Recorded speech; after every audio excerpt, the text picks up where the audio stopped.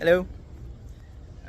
Following the workshop from the first week of the year, the one that I attended about that mental health thingy, and the one about physical snacking or exercise snacking. So they suggested staying active at work if it's difficult to find time after work.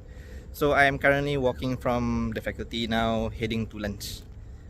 It's not that far. It will just take about 5 minutes to get there, and it's not that hot. It's quite nice weather, so I thought I'd just walk for lunch. So anyway, today I just wanted to tell a little story about how I saw, I didn't just see, I've noticed some students in my class, they tend to take handwritten notes, which is something quite rare nowadays. Most students, if not all students, have tablets, and so they usually take notes digitally in their PDF slides, for example, or they take notes in their note apps and stuff like that. But I have noticed a few students taking handwritten notes, which I think is both interesting and somewhat surprising, but at the same time quite encouraging to see, I guess. I don't know, I guess because it's so rare nowadays for people to take handwritten notes, that seeing people taking handwritten notes becomes a bit of a, I don't know how to say it, but it's nice to see. Myself, I wasn't really much of a note taker when I was a student, an undergraduate student. I usually just absorbed everything by reading and listening to the lectures.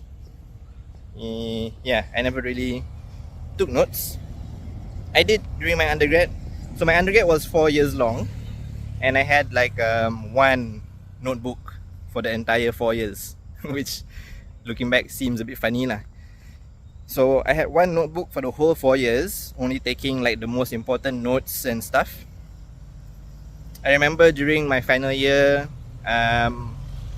while I was choosing a supervisor for my final year project, one of the potential supervisors actually saw me with the notebook, and I told him that it was my notebook for my entire undergrad course, and so he found it quite surprising that I only had one notebook for the entire 4-year course. So he took a look at it, and in the end I didn't choose him as my supervisor, but I just remembered that story because of my notebook. I don't have that notebook anymore. I should have tried keeping it, but yeah, if I had kept it, it would have been quite interesting to look back after all this time.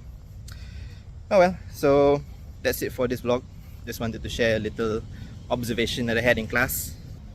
If you are an educator, let me know if most of your students take notes digitally, and if some of them take handwritten notes, or if you yourself prefer to take handwritten notes.